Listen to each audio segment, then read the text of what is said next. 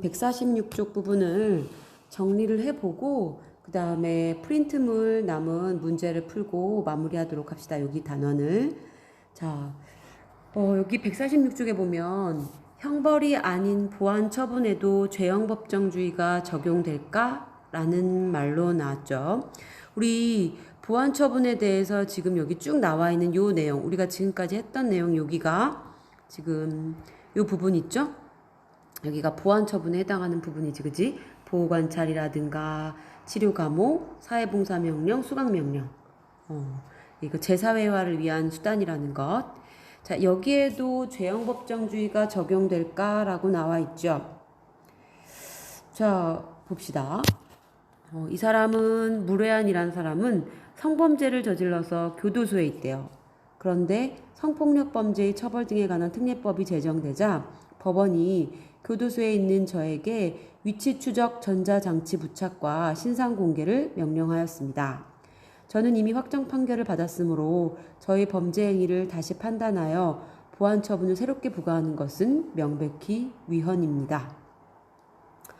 네, 전자장치 부착하는 것과 관련된 얘기죠. 신상 공개 명령하는 것. 확정 판결을 받았는데 자기 범죄 행위를 갖다가 다시 판단해서 보안 처분을 새롭게 부과하는 거에 대해서 이 사람이 이제 불만이 있는 거죠. 이 법원이 뭐라고 얘기를 하느냐. 보안 처분은 범죄 행위자의 장래 위험성을 예방하기 위해서 부과하는 것이다. 반드시 행위자에게 유리하게 해석되는 것은 아닙니다. 그러므로 형벌에 관한 죄형법정주의나 일사부재리의 원칙, 이거는 똑같은 범죄에 대해서 두 번 처벌받지 않는다라는 그런 거예요. 똑같은 범죄에 대해서. 또는 소급표 금지의 원칙은 원칙적으로 보안 처분에는 적용되지 않습니다. 즉, 범죄 행위 이후에 범죄자에게 불리하게 제정되거나 개정된 보안 처분 관련 법률을 적용하여도 무방하며 이미 확정 판결을 받은 사람에게 다시 부과해도 됩니다. 이렇게 나와 있네요. 그죠? 이미 확정 판결을 받은 사람에게 다시 부과해도 된대. 왜냐하면 이거는 보안 처분에는 적용되지 않기 때문이래. 죄형법정주의, 일사부재리의 원칙, 소급표 금지의 원칙은 보안 처분에는 적용되지 않기 때문이래요. 따라서 법원이 이미 확정 판결을 받은 무례한에게 판결 이후 제정된 보안 처분 관련 법을 소급해서 다시 적용하여도 헌법에 위반되지 않는데요. 보안 처분은 좀 약간 다르네, 그죠? 예, 그런 내용을 그냥 알고 있으면 되겠죠. 자, 네, 우리 여기까지 지금 147쪽까지 문제를 다 풀어봤고, 네, 여기까지가 우리 이제 시험 범위가 되죠. 147쪽까지. 자, 그래서 지금부터는 프린트물에 나와 있는 그런 문제들하고, 남은 문제들, 그런 것들을 같이 다 풀어보는 그러한 시간을 갖겠습니다. 자, 우리 문제 풀기 전에 이 부분을 한번 다시 정리를 해볼까요? 네, 형벌의 종류가 나와 있죠. 형법에서 규정하는 형벌의 종류.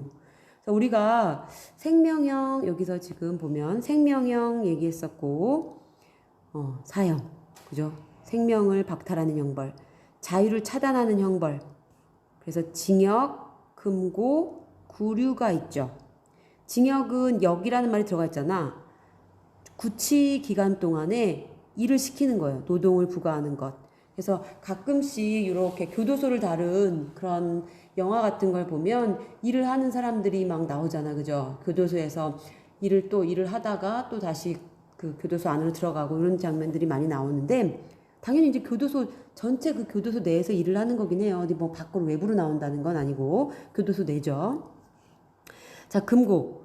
일을 부과시키지 않아요. 그러니까 징역만 정역, 노동을 부과하는 거고 금고나 구류는 같은 자유형이긴 하지만 징역보다는 좀 더 약해요. 그래서 이런 것들은 정역, 노동을 부과하지 않고 그냥 가둬두는 것. 특히 이제 구류는 조금 짧아요. 금고보다는. 1일에서 30일 미만으로 교도소에 구치하는 거다. 역시 일을 시키진 않는다. 그러니까 금고는 징역과 그 구류 사이에서 그런 기간이 되겠죠. 일을 안 시키면서 가둬두는 것. 자, 그 다음에 명예형이 나오죠. 자, 명예형은 범죄자의 자격을 박탈하는 거예요. 자격을 빼앗는 것. 제한하는 것, 그러한 형벌이야. 그래서 자격 상실은 일정한 자격 자체가 상실되는 것을 말하는 거고, 자격 정지는 네, 전부 또는 일부가 사라지는 것, 정지되는 것, 그런 걸 말하는 거다. 그러니까 자격이라 함은 공무원이 되는 자격, 또 선거권과 선거자를 뽑을 수 있는 그러니까 뭐 선거 후보를 뽑을 수 있는 피선거권, 그 다음에 공법상의 업무에 관한 자격, 법인의 이사나 감사 또는 지배인 또는 기타 그런 자격들을 갖다가 빼앗는 것, 제한하는 것, 그게 이제 명예형에 해당하는 형벌이고, 그 다음에 재산형, 네, 재산을 박탈, 다 뭘 뺏는 거죠. 생명 박탈, 신체의 자유 박탈, 재산 박탈. 재산형은 말 그대로 재산을 박탈하는 형벌이에요. 그래서 과료예요, 과료. 과태료 아니고, 과태료는 행정상 처분이에요. 그래서 과료는 2천만 원 이상, 2천만 원이 아니라 2천 원. 2천 원 이상 5만 원 미만의 좀 약간 약한, 경미한이라는 건 좀 약한 그런 범죄를 말하는 거고, 벌금은 5만 원 이상의 범죄에 해당이 되는 거고, 그다음에 몰수. 네, 범죄 행위에 이용한 물건들, 또 기타 획득한 물건들에 대해서 국가가 이제 빼앗는 거죠. 국가에 귀속시키는 것. 그래서 여기 나왔어요. 선생님이 안 그래도 궁금할 것 같아서 과료랑 과태료를 구분을 해뒀어요. 과료는 형법상 종류고, 과태료는 행정상의 처벌이다. 네, 이런 차이가 있다라는 것. 자, 선고유예와 집행유예가 나와 있죠. 네, 선고유예. 이거는 말 그대로 선고를 유예잖아. 미루는 거예요. 형의 선고를 미루는 것. 네, 그래서 그 유예기간 동안에 특정한 사고 없이 지나면 면소된 것, 소가 이제 사라진 것으로 간주하는 그러한 제도이다. 법원에서 형을 선고하지 않더라도 피고인이 다시 범행을 저지르지 않으리라는 사정이 현저히 기대되는 경우에 이루어진다. 그다음에 집행유예. 집행을 늦추는 거예요. 그래서 형을 선고하면서 일정 기간 동안 형의 집행을 하지 않고 그 기간이 경과하면 형의 선고 효력을 잃게 하는 그러한 제도이다. 집행유예는 어떤 경우에 적용이 되냐면 3년 이하의 징역 또는 금고 정도의 형을 선고하는 경우에 한해서 법관이 참작할 만한 사유를 검토해서 1년에서 5년까지의 기간을 정해서 선고와 동시에 부과한다. 동시에. 그래서 뭐 징역 몇 년에 집행유예 몇 개월, 뭐 몇 년 이런 말이 있죠. 그러니까 그 집행기간, 그 집행유예 같은 경우는 그 집행기간 있잖아. 집행유예기간. 그 기간 동안에 범죄를 저지르지 않으면은 집행을 하지 않는 거예요. 형의 선고 효력을 잃게 하는 거예요. 네. 그렇게 일단은 선고유예, 선고를 늦춘다. 집행유예, 형의 집행을 조금 늦춘다. 그 기간 동안에 또 다른 범죄를 저지르지 않고 그냥 조용히 살았다, 착하게 살았다라고 하면 형의 선고를 한 것 자체 효력이 사라지는 그러한 제도죠. 자, 보완처분. 우리 방금 전에까지 했던 거라서 이거는 살짝 패스를 합니다. 열심히 했었지, 우리 이것도 했고. 네, 보완처분에 대해서 역시 또 더 나와 있죠. 사회봉사명령이라든가. 네. 자, 우리 문제를 한번 이제 풀어볼게요. 네, 저 범죄형벌 우리 여기에서 이 윗부분은 했었고 밑에 나와 있는 확인하기 문제를 안 했었죠. 요거 한번 같이 풀어봅시다. 자, 1번. 실질적 의미의 범죄는 형법에 규정되어 있고 이에 따라 형벌이 부과되는 행위를 말한다. 형법에 규정되어 있고 거기에 따라서 한다라는 거는 실질적 의미의 범죄가 아니라 형식적 의미의 범죄죠. 그죠? 그래서 여기서는 정답은 X. 자, 2번. 범죄가 성립하려면 형법에 그 행위 내용이 규정되어 있어야 하고 행위자의 과실이 있어야 한다. 과실. 네. 여기 지금 내용이 규정되어 있어야 하고 고의죠. 고의. 그죠? X. 3번. 12세인 사람의 행위는 구성요건의 해당성과 위법성을 충족하여도 형법상 범죄가 성립하지 않는다. 형법상 범죄라고 하면 14세 미만인 자 같은 경우는 형사 미성년자에 해당이 돼서 처벌을 받지 않죠. 그러니까 범죄로 구성이 되지 않죠. 범죄가 되지 않죠. 따라서 이거는 맞는 얘기네요. 그죠? 자, 형벌의 종류를 옳게 연결하시오. 생명을 박탈하는 형벌은 뭐가 있어요? 하나밖에 없죠? 그지? 그렇죠. 사형이죠. 자, 자유를 박탈하는 형벌은 뭐가 있을까요? 그러니까 뭐 자유롭게 나가고 싶은데 못 나가지. 선생님이 전에 한번 얘기했던 것 같은데 전에 보다가 이제 교도소의 생활을 선생님이 그 다큐를 찍은 걸 본 적이 있어. 근데 거기는 되게 젊은 여학생들이라고도 해야 되나? 뭐 여대생들?